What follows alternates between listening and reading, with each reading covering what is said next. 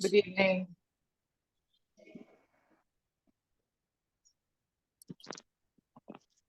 So welcome all. Today we will read one more chapter, many insights in that chapter again. And as always, before we start our sessions, let us invoke the presence of God and Gurus with us here. Let us pray together, Divine Mother, Heavenly Father, friend, beloved God, great masters of Kriya Yoga, Jesus Christ, Babaji Krishna, Lahiri Mahashaya, Swami Shri Yukteswarji, beloved Gurudev, Paramhansa Yogananda Ji, saints and sages of all religions, dear friend and guide, Swami Priyananda, humbly we bow at thy feet. O great ones, we invoke thy presence here with us today.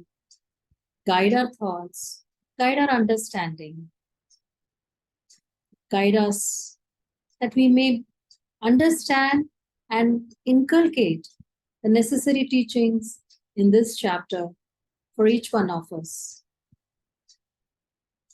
Help us to attune to thy consciousness, thy joy, thy bliss, thy blessings. We are thine, we thou eternally ours. Om Shanti Shanti. Okay, one chant.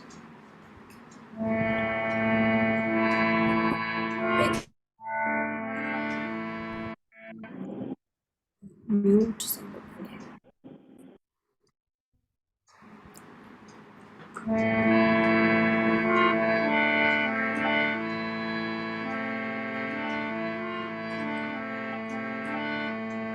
Jai Guru, Jai Guru, Jai Guru, Jai Jai Guru, Jai Guru, Jai Guru, Jai Paramahansa Yogananda, Jai Guru, Jai Paramahansa Yogananda, Jai Guru, Jai Jai Guru, Jai Guru, Jai Guru, Jai Jai Guru, Jai Guru, Jai Guru, Jai Paramahansa Yogananda, Jai Guru, Jai Paramahansa Yogananda, Jai Guru, Jai Jai Guru, Jai Guru, Jai Guru, Jai Jai Guru, Jai Guru, Jai Guru, Jai Paramahansa Yogananda, Jai Guru, Jai Paramahansa Yogananda, Jai Guru, Jai Jai Guru, Jai Guru, Jai Guru, Jai Jai Guru, Jai Guru, Jai Guru, Jai Paramahansa Yogananda, Jai Guru, Jai Paramahansa Yogananda, Jai Guru, Jai Jai Guru, Jai Guru, Jai Guru, Jai Jai Guru, Jai Guru, Jai Guru, Jai Paramahansa Yogananda, Jai Guru, Jai Paramahansa Yogananda, Jai Guru, Jai Paramahansa Yogananda, Jai Guru, Jai.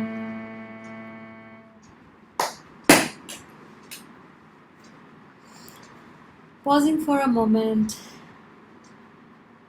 tuning into this chant, calling on to the Guru, attuning to the consciousness of the Guru.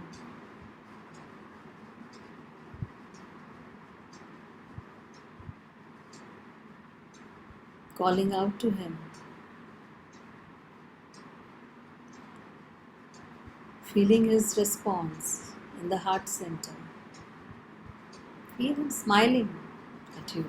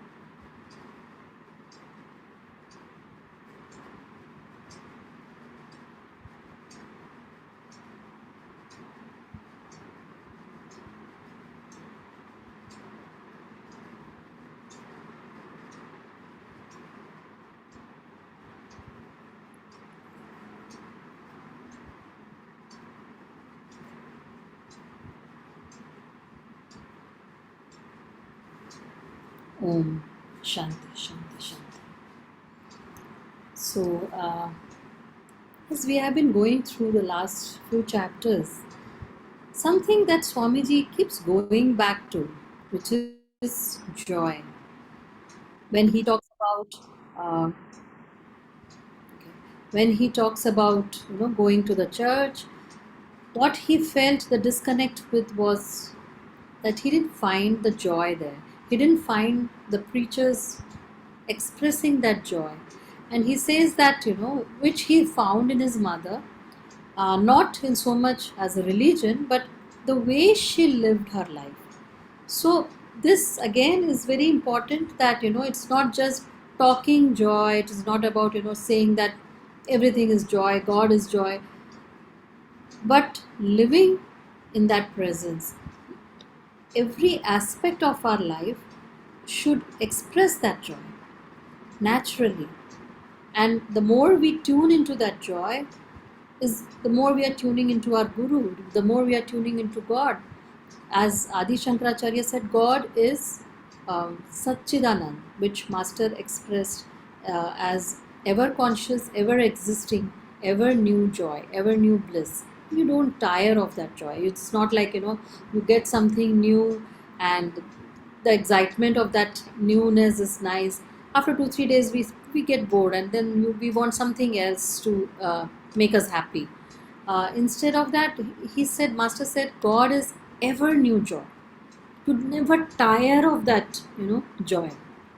It's ever new. It's always expressing itself in a very, in a way which doesn't, find boring or tiring. So, what Swamiji is again and again and again talking about is that we live as, I think it was Lahiri Mahashaya who said that uh, your religion is tested in the cold day of light. So, it is not just the meditation, or we feeling joy in our meditation, or we talk about, Master said quotes from masters. That is not enough. We live those teachings.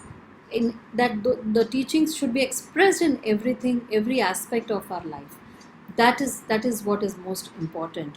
So, and that is what we are trying to explore more. That what does this path that our Guru Paramahansa Yogananda has brought for us? What does it mean to be in tune with this path? So, before we discuss, let us hear the story, this chapter as read by Swami Kriyananda, and then we will discuss.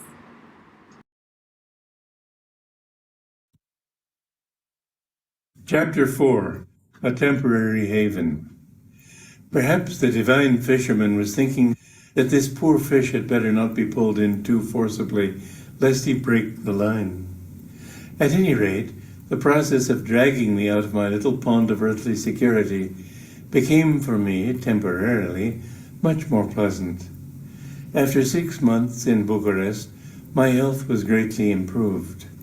I was 11 years old now, and my parents were anxious to see me resume my formal education.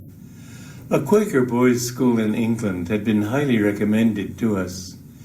Nestling snugly in the heart of the Malvern Hills near the village of Colwall, the Downs School was surrounded by verdant, rolling fields and by narrow country roads that wound their way carefully between clipped, very English hedges. The buildings were attractive and the grounds spacious. I was steeled to the idea, which months earlier had been so painful to me, of living away from home. The Downs seemed a better place than most in which to spend my exile. The English have many wonderful traits: honor, loyalty, a sense of duty and fair play. Since this is a chronicle of my spiritual search, however, I cannot in good conscience ignore what comes across to me as a certain blind spot in their national temperament, a reliance so complete on the ordinary that it gives almost no credence to the extraordinary. Something there is about the religious spirit in England that tries to mold Jesus Christ himself into the very proper image of an English gentleman, and casts the Old Testament prophets as fellow club members with him, perhaps writing occasional letters to the Times in protest against the lamentable want of good form in a few of their countrymen. Whether members of the Church of England or of any other sect, the English give one the impression of having neatly clipped and trimmed their religion like a hedge to protect values that are primarily social. I refer not to the courageous, free-thinking few, but to the many whose worship seems to close rather than open windows onto infinity. I hope I am wrong. At any rate, the only memorable religious event for me during my 2 years at the Downs occurred one Sunday evening when the father of one of our students, an Anglican minister, delivered a sermon.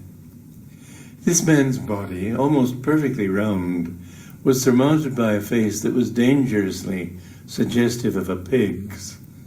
Dangerously, I say, because his porcine appearance, combined with an attitude of immense dignity, reduced me and a friend beside me to fits of helpless, though silent merriment. All I remember clearly now is looking up at one point through tears to see the pig describing a wide circle with his arms. "And the whole world," he cried feelingly. His gesture so perfectly outlined his own global figure that fresh paroxysms of suppressed mirth overwhelmed us. The row directly behind ours was filled with faculty members, but to my surprise none of them endeavored to discipline us. Perhaps they too were finding self-control difficult. The Downs was easily the best school I have ever attended. Religious teaching there may not have been exactly ponderous, but in other respects the teachers knew how to draw the best out of their students. Character building is more basic to the English educational system than to the American. At the Downs, honor, fair play, truthfulness, and the sense of responsibility were given strong emphasis. To tell a lie was considered almost outside the realm of possibility. A boy was once caught stealing a sixpence and a little candy from another boy's locker, and so shocked everyone that he was expelled from the school. In sports, too, though we did our best to win, we were taught that the game itself, not its outcome, was what really mattered. After rugby matches with other schools, the members of both teams dined together, rivalry forgotten, new friendships affirmed. I have sometimes wondered what would happen if opposing teams in America were to dine together after a game. Given our national emphasis on winning, I suspect there might be a free-for-all. Once, in punishment for some peccadillo, a group of us were told to run several miles around a course of country roads. No one checked up on us to make sure we didn't spend that time lying under some tree instead. Mr. Hoyland, the headmaster, knew it wouldn't occur to us to break our word to him. He only told me to report in to him again when we returned.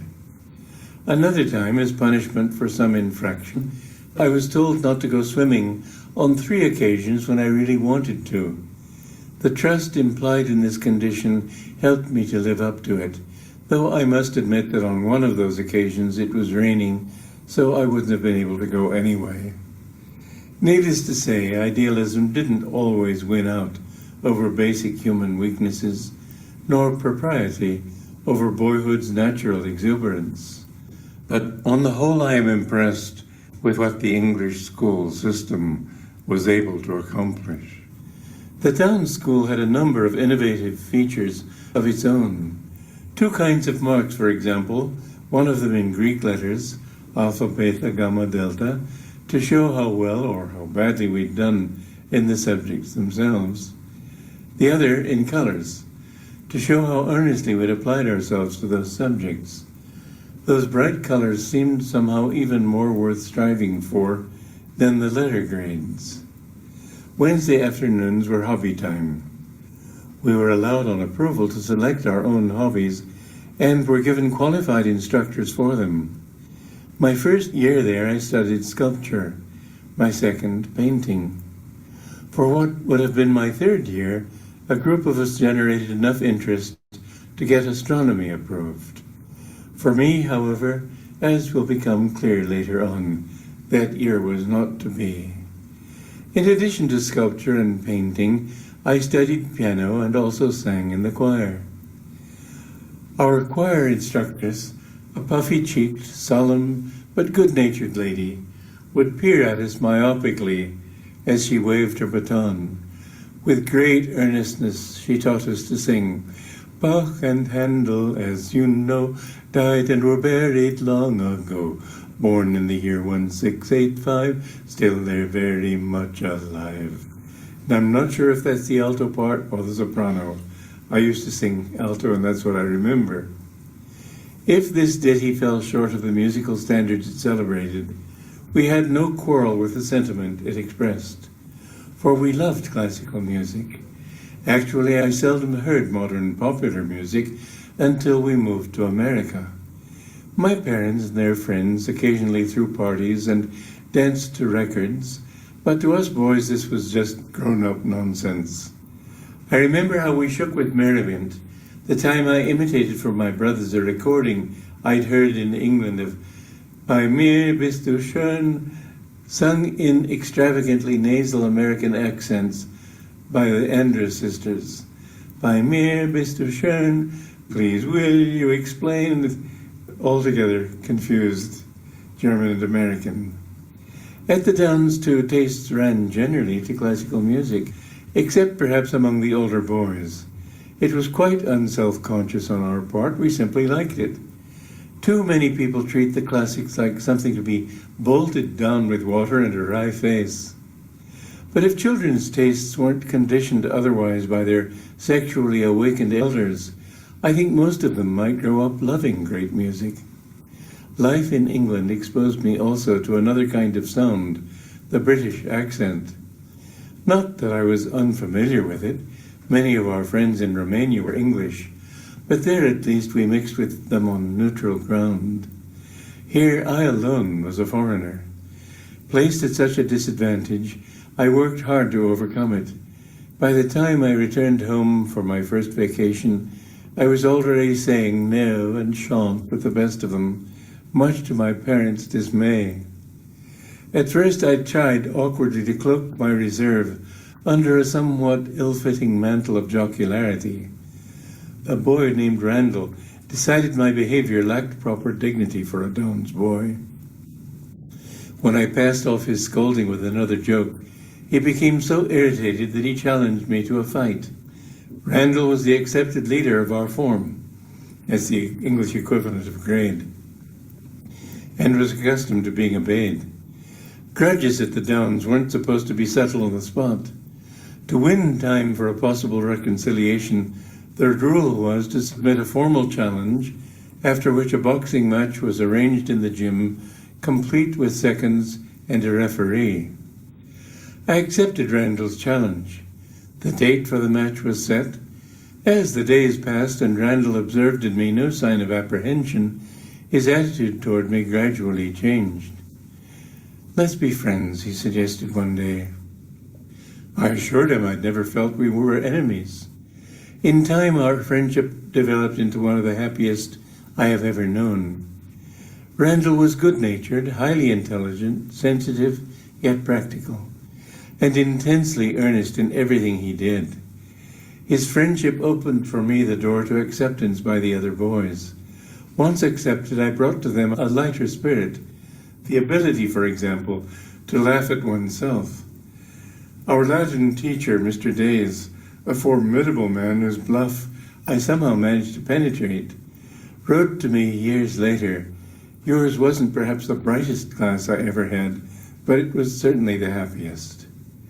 The months passed in study, good fellowship, and sports. A fast runner, I managed to play wing three-quarter, the principal running position, in several of the rugby games with other schools. Cricket, however, I considered an utter waste of a sunny afternoon. In practice sessions, which were obligatory, I would lie down in the outfield and wait comfortably for someone to shout, "Walters, get up! The ball's coming your way!" Sometimes there were interform wars, in fun, not in anger. One form would board the other, perhaps through windows that hadn't been secured quickly enough. Fights at the Downs, even those initiated in anger, commonly strengthened the spirit of friendship. This was an outcome that, to my surprise, I never encountered in the schools I attended later in America. But while we scrapped and competed merrily in classrooms and on playing fields, another more serious conflict was developing in Europe. The relentless approach of World War II made a somber background to our school days, one that was never very far from our thoughts. Many of us, we realized, might have to fight in the next war. Many of us, probably, would be killed. The pride of the English is intense.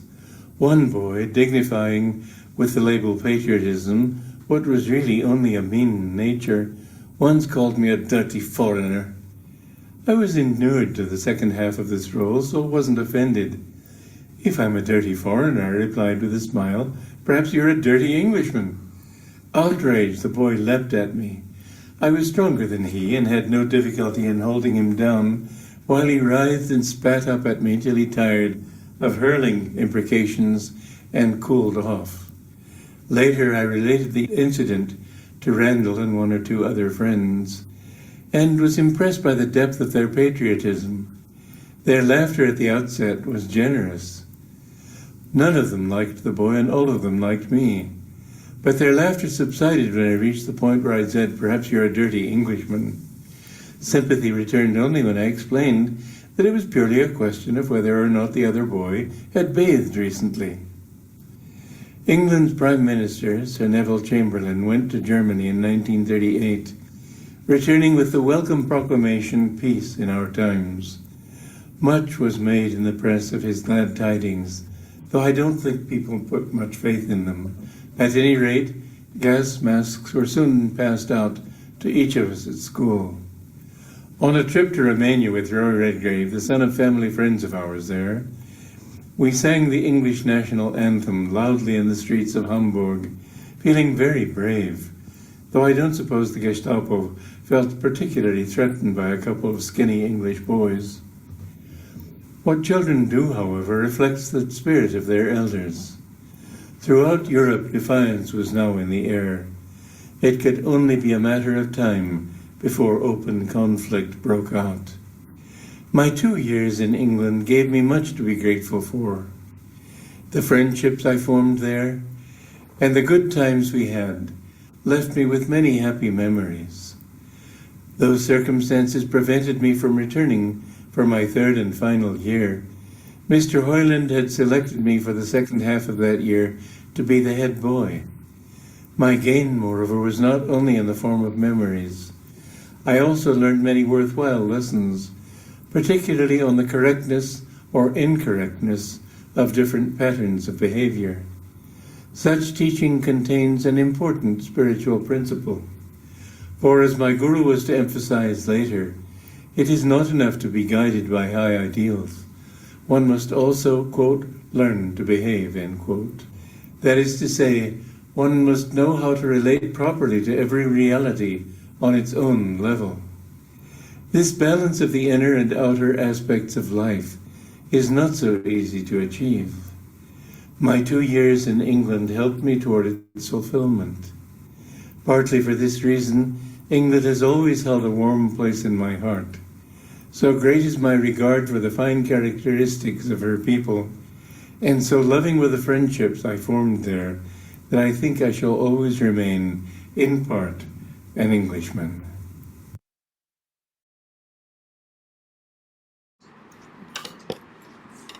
So it's a short chapter, but nice, small insights, but interesting. They're deep, right?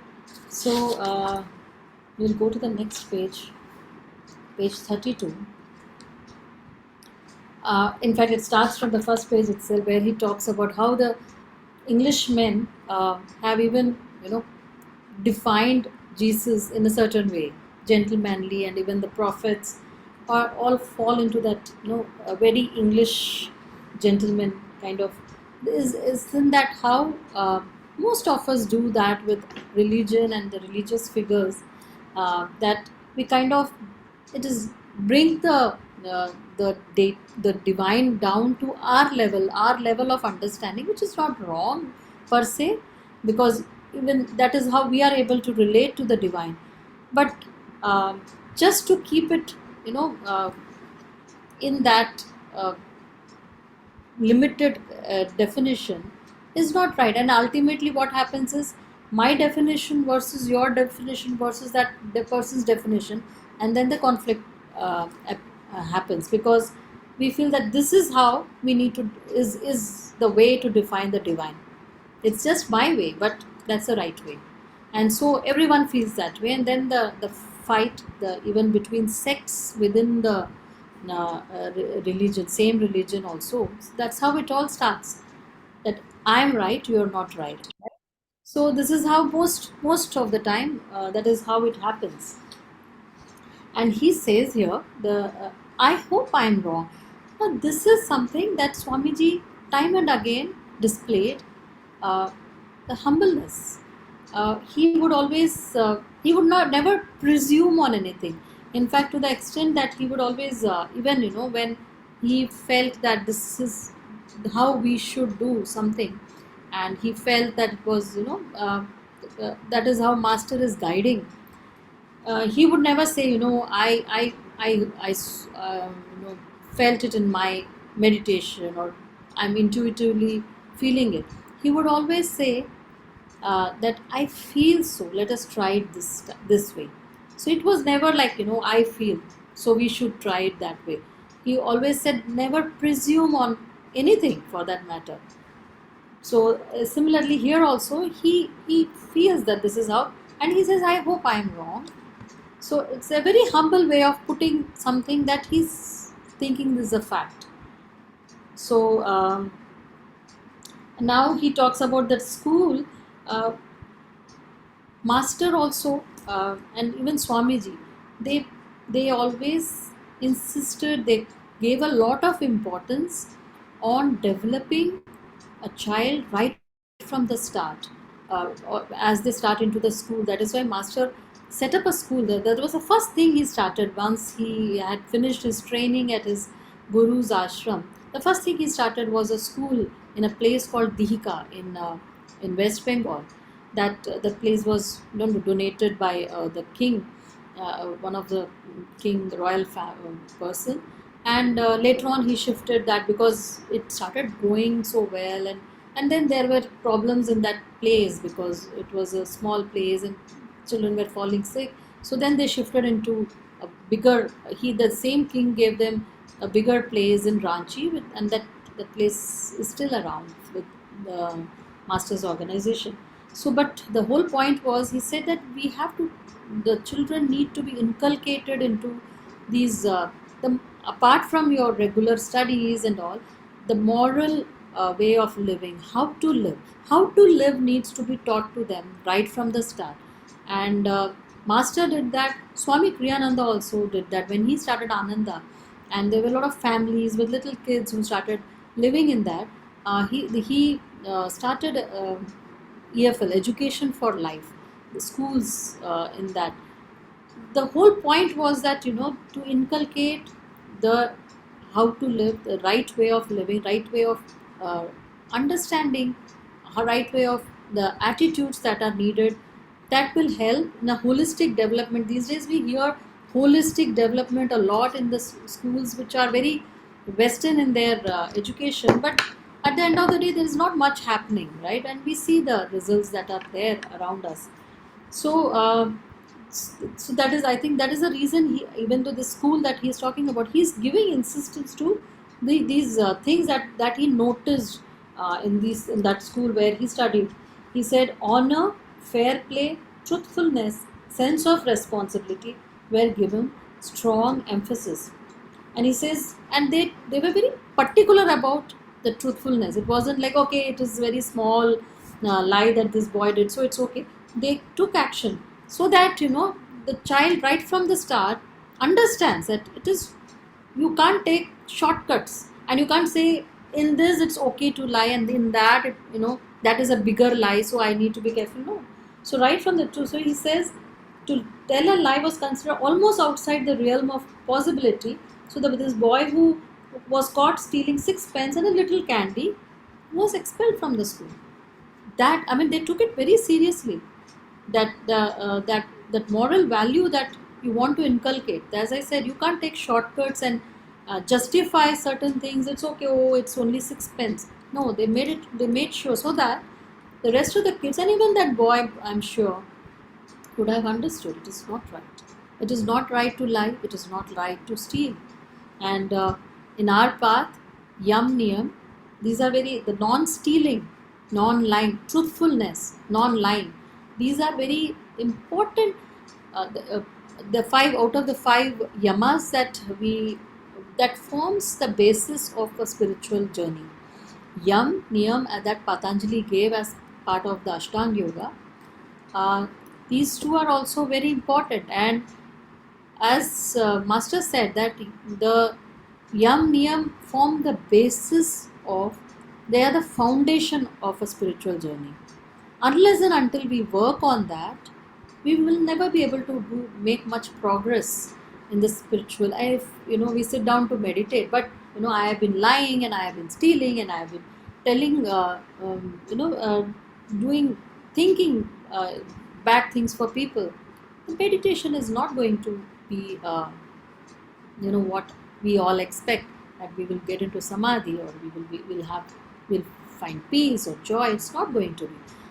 Yam niyam form the basis, this foundation, and just like a building, if the foundation is not strong and deep, the building is going to fall, right? It will form cracks, it will fall. So the same thing same with the spiritual life also. We have to strengthen them, and this school, they didn't know about the yogic principles, the spiritual principles, but they were doing it on a moral way of teaching the children how to live. So they gave a lot of importance to these things.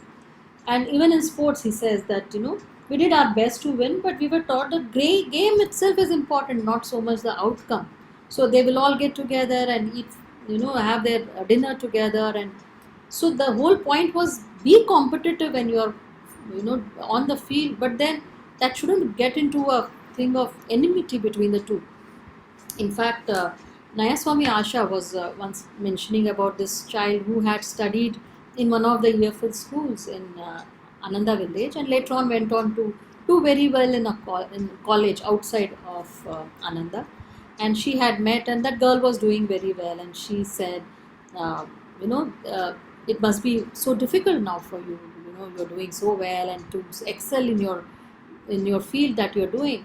And that girl said, no, it is not. Actually, it was more difficult in the school where I was, because here I just need to, study well or do well in my studies and I get my grades. Whereas in the school, that wasn't I had to make sure that I was helping others also. It was always a team effort, a cooperation, not so much the competitive. Now it is very easy. It's all about myself. I need to do well. So there we had to take everyone along. That was very difficult for me. But that is the foundation that was laid for that child. So similarly, he's saying that game, but not the outcome. That was important, and he is comparing that with what America, even in those days, was, right? And as when for some mistake they were asked to go, do run. Normally, what the children will do, they'll take shortcuts, they lie. But he says that it never even crossed that headmaster's mind that these kids will do that. The trust was, it was so inculcated in these kids that he didn't even think that they will try to do these things. So they had to work on the children to be able to have that trust, right? And again, he says the trust implied in this condition helped me to live up to it. When somebody trusts you to that extent, then the person makes that effort to live up to it. That's why Swamiji always used to say, when most people, what we do is, there is always, when we meet new people or somebody, there is always the suspicion that's there. What if this person? So no, they don't approach the other person completely with an open mind, because what if they come, they turn out to be this. So that first thought process itself is like, it's better to be careful. Whereas Swamiji said that, it should be the trust. There will be some people who will break the trust, and then you can, discriminate, use your discrimination and learn from that. But the whole approach should not be like, from a place of distrust. Okay.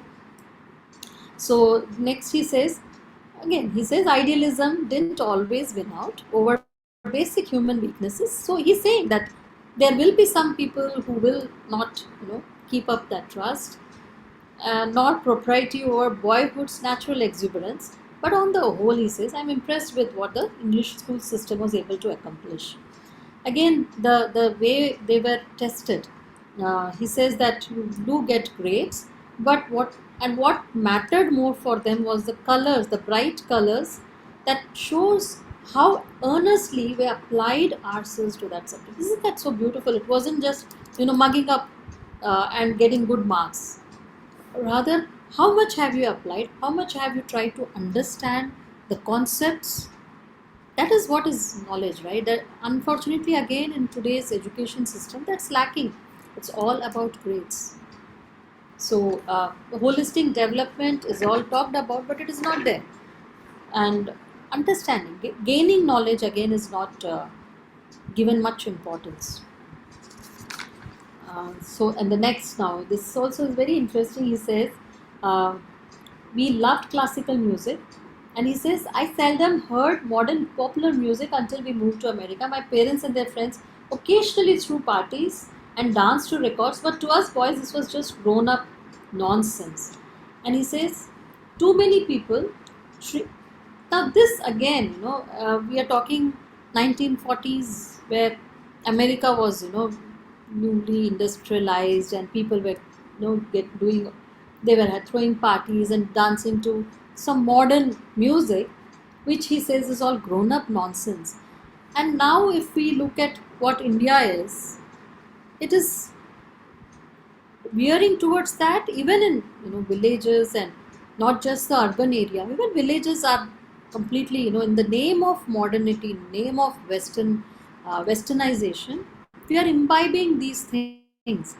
Swamiji, when he had visited Kolkata in 1950s or 60s, I think, he said that he was living, his hotel, wherever he was living, was in an area where there were a lot of, people who were doing menial jobs. There were tailors and all, and that there were shops in that area. And he said, through the day, those people would work hard, and in the night, till late night, they all would get together in a community area or something, and sing bhajans through the night. All these the tailors and all that, they would get together and they sing bhajans through the night. He said it was so enchanting that even small places and all there, it was so, I mean, God remembrance was what was uh, binding or people together or driving people. And he said, I mean, this was in a talk I heard, and then he was talking in maybe 90s or something, and he said that I see that changing in India, even in India, moving away from that culture. But then he said that India that way is blessed. The saints have walked this land. There is so much of, in its, this place itself has so much of spirituality that I'm sure it will come back very soon. It will not completely lose itself in the name of modernity. I'm not exactly using the words what he said, is what I understood from what he said. So yeah, it's good to be careful what we are taking from, other cultures. Um, as Sri Yukteswar, when Master Mukunda, he had already become Swami Yogananda. When he was going first time to the US, he said, don't be a Hindu, but don't become an American. So, take the best of all cultures, so that, I mean, every culture has something beautiful to, but it's what we pick from that is very important. So, we need to be very conscious and make those conscious choices. Okay, and here he says, too many people treat the classics like something to be bolted down with water and a ripe face. And he says, but if children's tastes weren't conditioned, that is why it is very important that we as adults are very careful what we expose the children. He says that children, the natural choice is to go towards classical, but then the parents, when they make faces when they hear the classical music or going to it, and that is when the children then say, oh, that is how it is supposed to be done, and then slowly the choices they make. So it's very, very important how, what kind of, unknowingly, sometimes the parents are inculcating these things in the children unknowingly.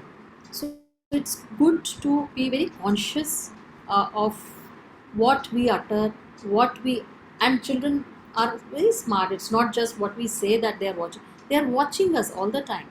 So it's a good thing to be careful in making those choices, making, showing those attitudes, and probably changing our own attitudes too.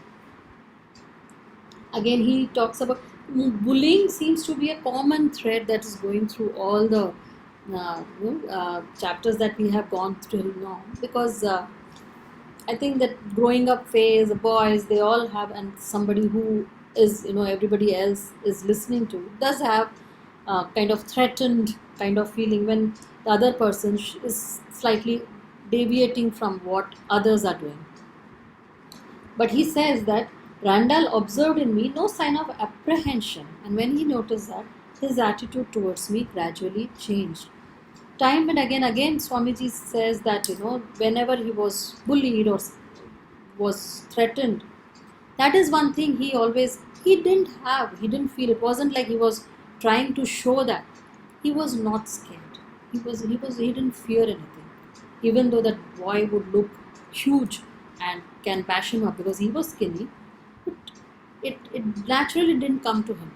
So and then they became friends, and Swamiji had this the joyful attitudes, right? That humor that he spoke of in the last chapter also. Humor is where he said it is not laughing at others, but laughing with them, laughing at yourself also. That's also very important. Not to take ourselves too seriously. This the whole thing is, especially now as he is writing from a very spiritual point of view, his life story, and we also need to understand from a very spiritual point of view what is the spiritual journey all about, transcending ego. So it's not to take ourselves too seriously. Oh my God, they are making fun of me, or so it's okay to laugh at ourselves also, but not too much. He says, don't take the other extreme. Everything has to be moderate. So and that's when the teacher also says that this might not have been a brightest class, but it was a happy class. It was the happiest out of. It was certainly the happiest, he says. And again, time and again, he's comparing that school with the schools in America, and of course, the schools in America are coming short.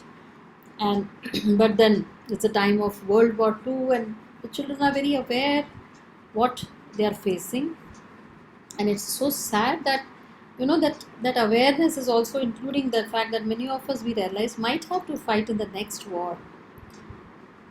I mean, they're yet small and they're already anticipating that this wouldn't be the last of the wars. That world, whatever was building up at that time, is going to be a war. Would not be the end of it. There might be more wars, because that's how the human consciousness was at that time. And he says many of us probably would be killed. Okay, so then he talks about the patriotism and all. The next page, look, like where he talks about England's prime minister are going to Germany to try kind of talk peace, and comes back and says peace in our time. But then they were already distributing, he says, gas masks to children in school. What a scary scenario it was building up to. Again, he says when he and his friend sang English anthem in the Romanian street, he said that what children do reflects the spirit of the elders. Again, time and again, he's driving in that point. Children are always watching us. So it's imperative that we as adults are able to inculcate the right attitudes in the children, right thought process in the children, by not just faking it but actually living it, right? Mm. Okay, so this again, this is very important. Where and he was a natural leader. He says if I had, he says that after the third and fourth year, he couldn't go back because the next chapter he talks about it. They were about to go back when the war broke out in Europe. So then they had come back home to to America for the holidays, and they were about to go back when the war broke out, and the company then didn't send his father back to Europe. It didn't make sense. So he didn't go back. But he was, for the second half of that year, he was, he would have been the head boy. He was a natural leader. And he also learned, he says, many worthwhile lessons, particularly on the correctness or incorrectness of different patterns of behavior. Such teaching contains an important spiritual principle, as my guru was to emphasize that it is not enough to be guided by high ideals, one must also learn to behave. And very important, he's saying correctness or incorrectness of different patterns, or it is not, you know, it is not once somebody does something. It is about a pattern that one forms, the habit, the tendency. That is where one needs correction, not a one-off thing. And invariably, it all develops once we do, and then we keep going back to it unless we are conscious of it. Sometimes the person, so it's very important to introspect. Introspection is again very, very, very important, because that is why master always said that before you go off to sleep in the night, before going off to sleep, he says introspect. Just go through your day, the events of the day, just like a shepherd would go through his coat where all these birds are there and carefully remove them. He says, master said, go through your day and see what did I do, what in that situation, even if the minutest of situation, was I was it an inspiring, a spiritually uplifted consciousness that I displayed, or was it materialistic and more downward flowing energy? And in that is where, analyze. Invariably what will happen is, when we talk about something that we did, some behavior pattern or something, invariably it is like, we say, oh, they did that, that is why I did. So it is more important than what we did.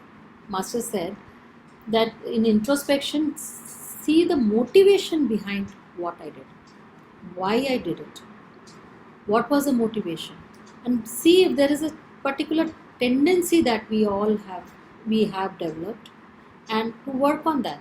Those habits, those tendencies, are they uplifting, are they taking me towards God consciousness, or are they pulling me down? And make efforts to correct it, to change it. That's very important. And as guru, he says, Sri Yukteswar always used to say, learn to behave. uh, just, oh, I am on a spiritual path, I want to find God, so my focus is only on God, so I don't have to worry about so and so and so, and they are not even on the path, for that matter. I don't have to be kind to them, or they are not on path, they are not doing any spirituality, they are very worldly people, I don't need to behave with them. He says, no, learn to behave. Just an excuse that I am on a spiritual path. I mean, how will you find God if you are not kind to your fellow men? So at all points it's important that just being guided by high ideals is not enough, he's saying. Master said all these quotes, just using the, again we come back to that point, that your spirituality is tested in the cold day of life. How are we behaving? How are we applying those Master was very humble. Swamiji was very humble. Sri Yukteswar, I mean, these are masters. Yet they were very humble. They wouldn't. In later chapter we will talk about some guy who had come and making a fool of himself. But Master was kind to him also. Everybody was laughing at him. Master said no, because he is what he is at his spiritual journey. That doesn't mean that we just because I am meditating or I am on a spiritual journey and so I am somewhat superior. Even spiritual ego also comes to people sometimes. That we are on a spiritual path and they aren't. So we are somehow higher up than those people. So it's very important to be conscious, to be aware of what tendency we are displaying and keep correcting, course correction at every point. Guru helps. Ask him, how can I change? In case we don't understand, but we need to understand. So, and he says, that is to say, one must know how to relate properly to every reality at its own level. That is what I was talking about when Master. Every person is on a spiritual journey. Some are racing, some are walking, some are crawling, some are probably not even trying. So that's their reality. We have to relate to them at their reality, not from I'm here and you are there. It doesn't make sense. So understanding, being kind, and learning to behave. The balance of the inner and outer aspects of life is not easy to achieve. My 2 years in England helped me towards its fulfillment, partly for this reason. So, what we are, the true nature of each one of us is Satchidanand, peace. We are kind. These the God affirming. That's our true nature. But sometimes the outer life that one lives is not, uh, in sync. The person might be displaying the force of Maya is more on them and they are displaying a completely opposite thing. So it's very difficult to achieve a balance of who we are inside is what we are outside. The masters are completely in sync, right? Completely integrated in inner and outer world. One in sync, in attunement with the divine. And that is where we all want to be heading. So the balance is not easy to achieve, and he says that is why England. And he goes on to say that so great is my regard for the fine characteristics of a people, and so loving were the friendships I formed there, that I think I shall always remain, in part, an Englishman. So interesting again that he, in his one of his previous incarnation, he talks about it in some other this thing. He was an Englishman. In fact, Master himself had told many times, I think, or to the monks, that he was William the Conqueror, uh, who had come to England. And Swami Kriyananda then talks about that he was the youngest son. I mean, not Master didn't say this. Swami Kriyananda talks about, and there is this book also that we have at Ananda, which calls Two Souls, Four Lives, and it talks about William the Conqueror and what he, because he was the one who kind of integrated England and brought the teachings of Christianity and gave a kind of form to all of it. And Swami Kriyananda was the youngest, and he talks about that. So probably he, when he says, I think I shall always remain in part an Englishman, it's kind of reminiscent of his previous incarnation as well.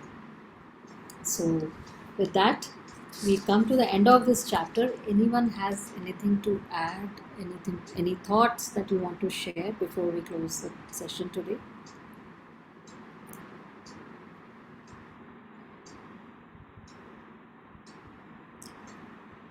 Okay, so with that, joy to you all. See you next week. Thank you. Thank you, Janti.